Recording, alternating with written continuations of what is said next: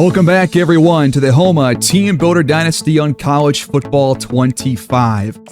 We have won 2 straight games after making a couple of playbook adjustments on either side of the football, starting with a huge win back in Week 3 against the now number 18 ranked Texas A&M Aggies, and we also beat JMU last episode as well. Both games came on the road. We have played 3 road games versus 1 home game so far, and we have looked a lot better since those playbook adjustments. These last 2 games for our top running back, Rahim Boyd, have been completely different than our first 2 weeks, where he was averaging less than 2.5 yards per carry. These last 2 games, he has averaged at least 4.3, but had one big game where he had a big 93-yard touchdown run, which was the spark to get us that win against the ranked Aggies. Now, we still have yet to really figure out the run game, run by run. We've had a couple of chunk runs these last couple weeks compared to the first 2 weeks, but it's still not at a level where I think we can trust the run on those short yardage downs time and time again, which is why I've made some more playbook changes. I have not really adjusted the passing plays because right now the passing game is absolutely on fire, but the run game still needs a couple of tweaks, and I think part of this is because a lot of our runs have been with kind of bunch formations where defenders are closer to our offensive line than they would be if you were to spread the field wider, like on this halfback draw right here in the double stack set. This way we have defenders towards the sideline for the most part and not at the hash marks towards the middle of the field. This would open things up for Rahim Boyd to kind of run into space and make his own moves and make the linebackers miss. So I tried to go through and include more formations where he's kind of running away from, trips or quads or stacked receivers on either side of the football, and just try to get the ball to more open space on these run plays. So hopefully this will work. It won't be every run play, but hopefully this will give us just a more reliable run game down after down. Now, that being said, we are facing Georgia State here this week, and it's going to be a tough game, I think, for the offense compared to last game against JMU, mostly because this season they have the top defense scoring-wise in the entire conference. They've only allowed 68 points. We have allowed 74 as the second least, but it's the top 2 defenses going head-to-head here in this game. Our rush defense has been the best in the conference. Theirs has been the 3rd best. So this is going to be a real test for the run game to see if we can, 1, get into space, have, bigger runs, hopefully every single drive, and try to rely less on those big 30-plus yard chunk runs. And we'll see if we can also pass the ball better here too, because they have a good pass defense as well. It's a very good defense, one of the best in the conference, and should be a more defensive battle than we're used to these last couple of weeks. And we can't forget that one of our top targets in this next recruiting class is visiting us this week in this game against the Panthers. A Week 6 visit.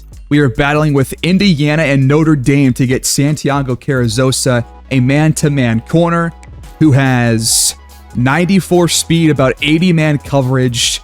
We need this guy, and if we're gonna get him, we have to win this game to overtake the Fighting Irish for first place on Carrizosa's board. All of that being said, the Panthers are a 1-star school, have yet to play a conference game, so it's their first of the year here in Week 6. And overall, our team is better than theirs across the board, overall-wise, offensively and defensively. But the reason that this team is one of the top defensive teams in the conference is because of their secondary and their linebackers. They have a pretty solid defensive line, but nothing special. These linebackers, though, are the best players on the team, so are their corners. They have an 85 overall linebacker here, and Jarris Evans, a pass coverage guy with 80 speed, pretty good tackling. They have Jalen Anderson over the middle here, who is another pass coverage guy. And they've got 2 really good right outside linebackers in Javen Hall, John Holt, and the 2 best players on this roster are corners. 95 speed here with the captain Austin McGee, and 87 overall for Aldrich Sweetwater, both guys with incredible agility and incredible change of direction. with really good man in zone coverage as well. With Sweetwater having very good play rec, which means that he could be more of a ball hawk kind of a player. So it's a tough defense. Ours is pretty tough too, our best defense to date, and we'll see if we can come out on top. If you guys are enjoying this series, please do like the video, subscribe if you have not done so already, and please leave your feedback down below as we get underway here in Houma, Louisiana, taking on the Georgia State Panthers. Bobcats will have the ball first, led by their quarterback, Steven Breda. 5 touchdowns through 4 games. No interceptions so far, has lost 2 fumbles, but for the most part has been a very efficient and, protective passer, as that first throw is broken up. And that brings up second down. Javon Moore in motion. Breda will find him on the crossing route for a gain of 8 to bring up 3rd and 2. Breda gives the handoff to Karan Boyd, and he has enough for first down yardage. Just trying to establish the run, get better on the ground, and be a more consistent rushing team. We've handed off over 20 times these last 2 weeks, and it's worked pretty well, but we're still looking for better running overall. That PI call gets us to the 44 now, as Breda has time to throw and finds Javon Moore once again across the middle for a first down reception. We're up to the 40-yard line now in Panthers territory, as Breda will check it down. Turning upfield, that's CJ Nelson, who has kind of been overtaken this season by Javon Moore for the #1 wide receiver spot on the depth charts, as that pass is caught inside the 10 now by Trayon Bell, our #4 receiver. And it's 1st and goal for the Bobcats on the ground to Karan Boyd. 2 runs for 2 yards in total, as that run goes for nothing. Now back to throw. Breda steps up, and the pass is incomplete for Scooter Page, which brings up 3rd down. 4-man rush. Pressure forces a rollout, and Breda throws a pick in the end zone. Trying to find Karan Boyd across the middle of the field, but Ronnie Crum is right there waiting. And that is Breda's first interception of year 4, and it comes here in our 5th game. Starting from the 20-yard line are the Panthers, as that pass is caught for a gain of 6. Harrison drops back and completes this one at the left hash for a first down, the first of the day for Georgia State. Now Jalen Foster is dropped for a loss of yardage. They lose 1 yard and go right back to the air, caught with the tight end to bring up 3rd and 4. Trips towards the bottom. Harrison, as the pocket collapses, overthrows his targets, and the Panthers have to punt the ball away. Houma takes over, starting with the run, and we go backwards, losing 3. Not a good start for the ground game for Houma, as Scooter Page hauls this pass in from Breda to set up a 3rd and 4 for Houma. And the drive will continue. Pass caught by CJ Nelson, who we have yet to really get fully involved offensively this year. Looking to get off to a hot start as he makes 2 straight grabs on this drive. Both go for first downs. 5 to play in the quarter. On the draw, it's Boyd, and we lose 3 again on the ground. Now 5-man rush. Breda loads it up, looking for the end zone. It is hauled in. And guess who? It's Javon Moore, a big play machine this season. A 44-yard touchdown. Breda just uncorks that one. It's perfectly placed right in the basket for Javon Moore. Let us step on his matchup. And Houma strikes first as the Panthers take over from their 20-yard line.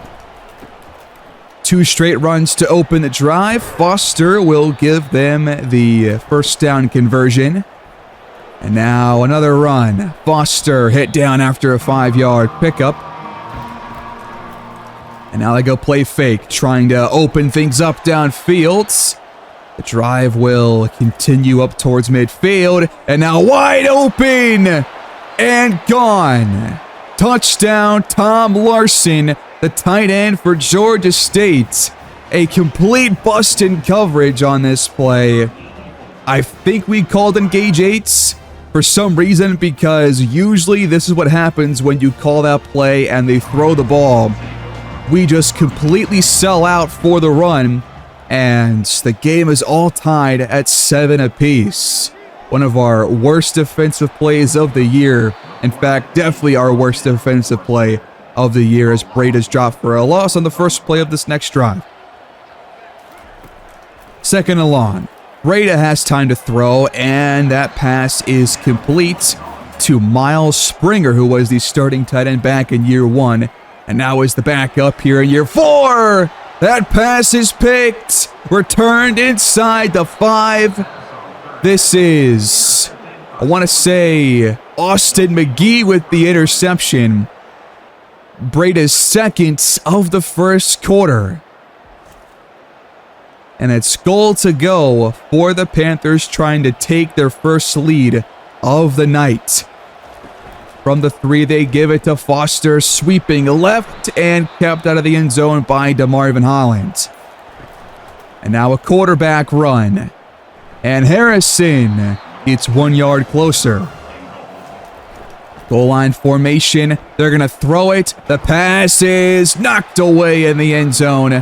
And on 4th down, the offense stays on the field. Foster never had a chance. Loss of 3 as Tom Larson is shaken up, but the defense with a huge goal line stand. And the pick leads to 0 points for the Panthers. Houma gets it back, starting from the 5 with a run. Gain of 7. And we head to the second quarter, starting with a leaping run for a first down by Karan Boyd. Now trying once again, right up the guts. His best run so far. Hitting 2, we're going to hand it off, and now we're going backwards once again. Too many negative plays so far in this first half. It has led us to only 7 points on a handful of possessions. Those picks that have not helped either, obviously. As Breda checks it down to LaShawn Gray, and we lose even more. Loss of 2 that time. Right back to Gray for a 5-yard pickup to bring up 3rd and 7. Breda trying to escape the pocket, but he is tracked down by John Holtz for a Panthers sack. And their defense will force a punt. They come out in the eye from their 29-yard line. Foster wrapped up for nearly no gain by Dominic Maloney. Now time to throw, and caught for a first down. The drive continues for Georgia State. A nice healthy balance of running and passing so far in this first half. But so far the ground game has not really been too effective. The screen, though, is going to work here to bring up 3rd and short. And they will hand it off, and Foster's not going to get there. Draymond Gates on the stop. And 6:07 to go, about half the quarter left to play, and we are still all tied up at 7 points apiece. Definitely more of a defensive battle in this one, as the 2 top defensive teams in the conference are facing off here in this one. But that the 3rd sack comes in, Jude Tynor with that sack on Breda, and it's 3rd and 20 for the Bobcats.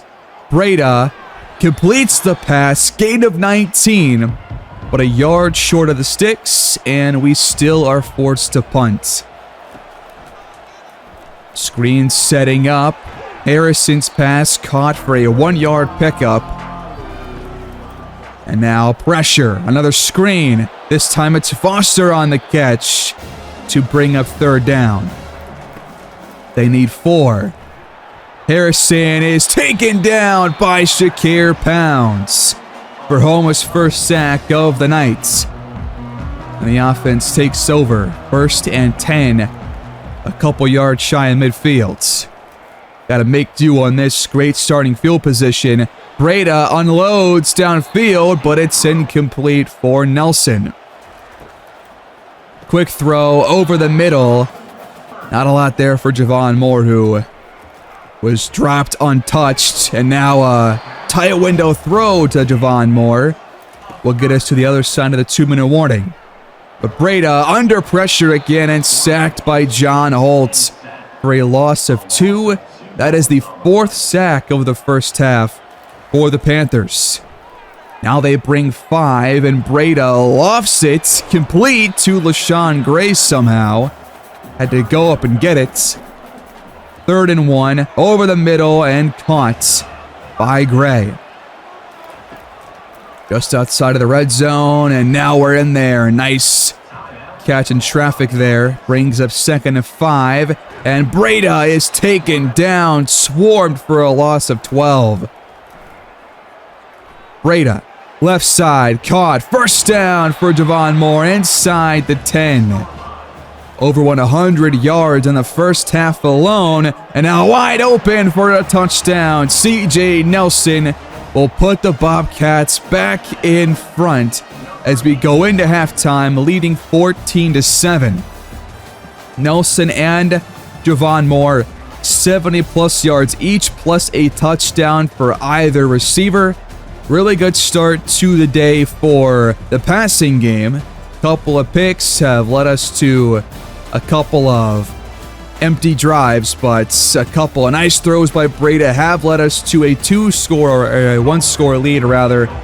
And the Panthers start with it to start the second half, trailing by 7. Starting from their 20, it's a handoff to their backup running back who lacks a lot of speed. He will stay in for 2nd down. Quick throw, outside caught, turning upfield at the 50. Now play fake, pressure comes off the edge, and the pass is knocked away by Maloney to bring up 2nd and long. Delayed give, and Foster gains almost nothing. 3rd down for this Houma defense. Harrison, plenty of time to throw, but hit as he got rid of it. And the defense will force another Georgia State punt. We start with the carry to Karan Boyd. He picks up 5 to give us some breathing room here as we are backed up in our own territory. The reverse to Scooter Page. Does not work at all. We lose 4 yards on that one. And now 3rd and 9. Boyd trying to find some room, but nothing opens up, and we go 3 and outs. And they take over right where they punted from on their last possession. Tunnel screen for the wideouts, but not a whole lot there. And now we bring the blitz. It's picked up well, and the pass is caught inside the 15-yard line and tackled at the 10. Strong starts for Georgia State.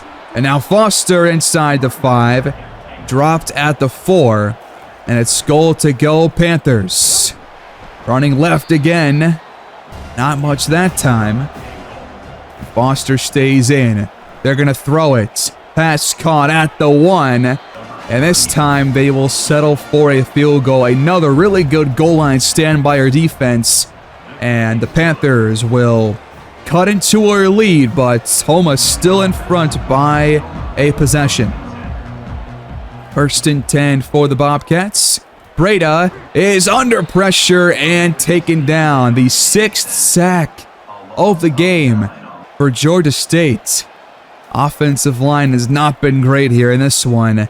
The passing game or the ground game, but a big conversion here to Nelson will keep the drive alive. And right back over the middle at Scooter Page now for a 1st down. We have passed the ball really well beyond the sticks here in this one. It has kept us in the lead here so far. Good protection and a 1st down conversion once again. That's Trayan Bell this time. But on 1st and 10, a false start will lead us to a 1st and 15. From the 44, delayed give to Karan Boyd, and we get nothing out of it. Time to throw. Breda steps up and finds his target to get over 300 passing yards on the day. Now he's got time to throw again. Over the middle, overthrowing his receiver. He had a step, but that is a rare miss on the open man from Steven Breda. And we settle for a 51-yard field goal attempt. And George Lincoln kicks it through the uprights. And we lead by 7 once again. Under 3 to go in the quarter. Panthers looking for their first touchdown drive of the half. And this pass is tipped up and nearly caught by Larson, but he couldn't hang on to it. 5-man rush, picked up well. That is a dump off to bring up 3rd down and medium. Left side reception, incomplete. Knocked away, and they go 3 and out. Houma takes over with really good field position as the run goes for 1 yard. Breda over the middle and caught by LaShawn Gray. He has passed the ball well. We've had multiple targets for Scooter Page, LaShawn Gray, Nelson, Moore, and Trayon Bell as well. So 5 different players getting multiple targets already in this game. And 2nd and 10 is brought up after that incompletion. They bring a blitz. It's picked up well, and the pass is incomplete for Scooter Page on the outside. 3rd down and caught for a first by LaShawn Gray. He's been a reliable, sure-handed target since last season, but pressure gets home on 1st and 10. It's a loss of 7. And that is the 7th sack of the day for Georgia State. When will this get better? I don't really know. We've had a pretty good offensive line for most of the year, but in this game alone, we have allowed a lot of sacks, which will lead us to a lot of, really tough 2nd and 3rd downs. 51-yard try again, and it's no good from George Lincoln. And the score stays 10-17. Panthers still within 1 possession. As we go to the 4th quarter, Panthers have it from their 34 and going backwards. DJ Dean with that tackle for a loss. Now they swing it out. Turning upfield. Good tackle by Draymond Gates in the open field. 3rd down for Harrison. Escaping the pocket and sacked for the 2nd time in this one. That is James Couch Smith. We force a punt again. Defense has been fantastic in this 2nd half as we start with the run to Karan Boyd. Still trying to establish the ground. Has not worked so far, but on this drive at least, we're off to a good start. From the 42. And gain of 2 for Karan Boyd. Now a delayed give on the draw. There's some space on the outside. Boyd's best run of the day. And inside the 30, go the Bobcats. Trying to take a 2-score lead for the first time in this game. That pass is caught by LaShawn Gray. A 9-yard pickup. Here's Boyd. Cutting it back left for a 1st down. And now red zone offense for Houma. Time to throw, and Breda's pass is caught. Gain of 10 to Scooter Page. Goal to go. 6 yards away. We try a reverse handoff, but the defense is all over it, and we lose 4 yards because of it. Under 5 to go. Boyd hit down quickly. 3 yards per carry here in this game. 3rd down. Breda. Back of the end zone. Caught! LaShawn Gray took a shot but hangs on to it. And Houma for the first time here in this one takes a 2-score lead late in the 4th quarter, but still plenty of time to play. Just about 4:22 to go. And the Panthers have it from their 20-yard line. Foster swings out. Harrison dumps it off, but it's knocked away by Maloney. They are desperate for a score late here in this one. as that pass is at the feet of Jalen Foster, and it's third down. Harrison over the middle, incomplete again. Maloney, the man in coverage, with 2 breakups on this drive alone. The offense has to go for it. 4th and 10. Harrison looking deep down the field, and it's knocked away by Hunter Haynes, the free safety. And the Bobcats take over off the turnover on downs, 20 yards away from the end zone.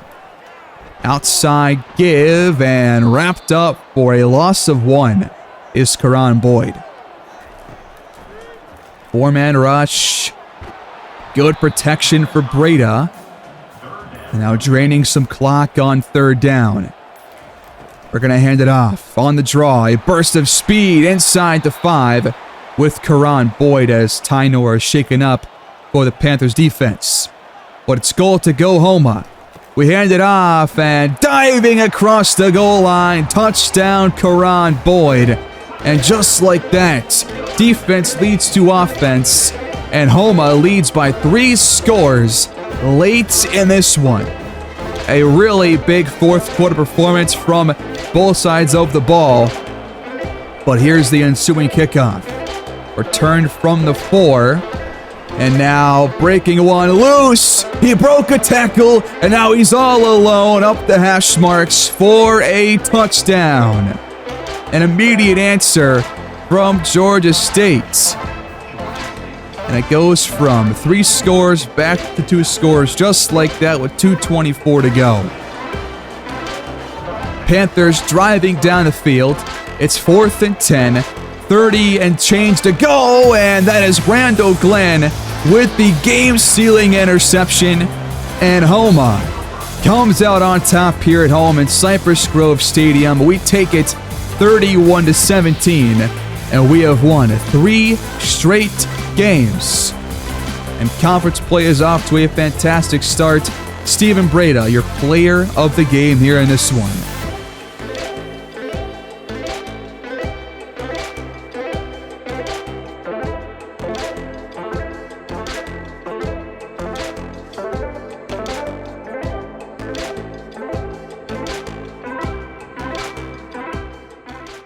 The Bobcats win their 3rd straight game with 25 first downs in this one game alone to Georgia State's 12. The defense really showed up in this game, and even though we could not run the ball, we did pass very well. We got Nelson and Javon Moore heavily involved. Javon Moore, a $122 1 touchdown. Nelson at 92 plus a score, and LaShawn Gray had the other one as well. But we took a step back in terms of rushing this week. Was it a playbook adjustment that was the difference? I'm not entirely sure, but this was a pretty bad rushing performance. It is a good defense that we played against today, but that was definitely a concerning part of this game because you can't rely on the pass week in, week out. We got some pressure on their quarterback in this one, but not as much as previous games, and plus we had a way less tackles for loss against their ground game than we did in any other game this season. But Randall Glenn had that game-sealing pick. He's been awesome to watch this year, and in total, against the Panthers, we hold their quarterback to 20 for 37 passing, which I think is our best pass defense performance this year, with 240 yards, only 54% completion percentage. Really good second half defense across the board. Only that one big play, I think that was probably Engage 8 being called against their formation. Not entirely sure why. I'll have to go check what formation they were in on that play to fix that. But besides that one bust in coverage, this was a fantastic defensive day. After an initially strong start on the ground for Jalen Foster, he was completely stuffed after that first quarter and change. So just really good game overall, and can't complain. This defense, I think, proved that they are the best in the conference, despite us allowing like 7 sacks against the Panthers here in this one. Let's go see if we got Santiago Carrizosa after winning this Week 6 game. Carrizosa still ended up committing to Notre Dame. We failed to secure it despite the win. He chose them without even having to go visit them in Indiana. That sucks, but he is from Indiana, so that had a pretty big impact on the recruiting pipeline, and we lose out on another one of those top guys that we're trying to acquire. But now we can shift all those hours to somebody else, so make it 2 defenders that we missed out on. Plus, we also got a center this week with 4-star gem Cage Schlotman. So trying to see if we can, kind of replace Keon Robertson, who has not been good this year. And we'll see if he can be good enough to start next year, perhaps. Meanwhile, we are close to getting a commitment from Chuck Carter, that 92-speed man corner from Mississippi. Reggie Lamb has us right now, top of his board. And I might add a couple of hours to him to try and secure this. Because we got Texas A&M and South Carolina still trying to battle with us for this safety. Why not try and spend some points on the full hard sell for Reggie Lamb? And we'll do the clutch for him to go up to 75 hours and hopefully secure that going into next week. With Cal Harper, we are 3rd behind Charlotte and Georgia Tech, with all 65 hours being spent. And we're going to go ahead and schedule a visit for him for week 9, which is the soonest that we can, against the Texas State Bobcats. Same record as us, and should be a pretty big game if we can get Cal Harper added to this offense. Again, he's got 94 speed, would probably be a really big playmaker for this offense, more so than Javon Moore and Nelson have been these past couple of years. But now we'll shift our focus to learning more about these running backs, because we have to bring in 3 running backs, 4 receivers, and 1 tight end on offense alone. We finished scouting Dakota Farrell, a power back with 92 speed, which is really good for power guys. And I think I'm going to offer him a scholarship, and we'll throw in about 25 hours to start and hopefully keep ourselves in first place for him. We have already offered a Larry Lamp just because of that 95 speed. And he is a 3-star gem, it turns out, which I think makes sense. And if we can get him as well to kind of replace Karan Boyd here in a year or two, that would be pretty key. We'll do 25 hours for him as well. We now have 10 scholarships of 35 being offered. We need, in total, 18 players left, because we already have a couple of key commitments. So we're trying to find a lot of offensive players first after securing a couple of defensive players. And we'll scout Sal Hurley, a receiving back who has pretty low speed, but I think I'll wait on adding hours for him because he has no other offers yet. And we can maybe add a tight end or another receiver to our recruiting board. Because we have so many deep threat guys, I'm thinking about going after a couple of route running receivers just to give us a different aspect to the offense. And we'll look at Matthias Reed first, who we have only a bronze pipeline for. And deep route running is not very good. Short route is solid, but not great. I doubt he's going to be a gem. And then James Cano, 82 speed. That is horrible. What about George Denbo? He's got higher speed, 70 catching though, and, not very good. Short route is definitely concerning. Not really a fan of any of these guys so far. I think I'll take off James Cano, and we'll perhaps look further into Matthias Reed and George Denbo, but it seems like route runners just don't have as many skills at all like deep threat guys typically do. All that being said, though, we have won 3 straight games, 2 straight conference games to open conference play, I believe for the first time in the Dynasty, and now we have a potential trap game against Middle Tennessee State. It's not a Sun Belt Conference game, it's more of a non-conference matchup in Tennessee, and our last one on the year before we go to Troy in a week 8. If we end up blowing out the Blue Raiders, I will just kind of throw some highlights together of that game and then move right into the Troy game in prime time at 7 p.m. in Troy, Alabama. So we got a couple of really key games coming up. Then we have UL Monroe, Southern Miss, South Alabama, who's 5-1 this year. And then we close against the Raging Cajuns, who are 1-4 after winning the conference a year ago and beating us in the final week of the regular season. That will about wrap things up, folks. The offense seems to be pretty potent still these last couple of weeks. We have passed the ball well. The ground game has definitely been shaky. If you guys have ideas on how to fix that, let me know, because I'm still trying to find the right method to running the ball consistently and getting consistent 4 to 5 yard gains, not just these big chunk gains, which we had almost none of in this last game, albeit against a really good defense. So if you guys have any ideas on how to improve the run game, potentially turning to Kiki Newcomb could be one idea.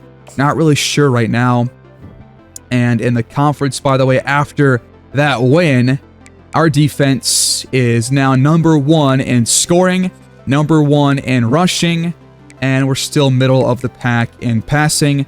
But that was a really good defensive game. We still have the most sacks in the conference. So I think we are proving that our defense right now is the best part of this team. The offense is pretty one-dimensional so far, but if we can turn things around on the ground, then we will be nearly a complete football team. So things are looking pretty up from here.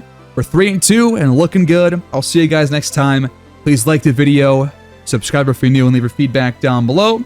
I'll catch you guys in Week 7 against Middle Tennessee State. Take care and have a great day.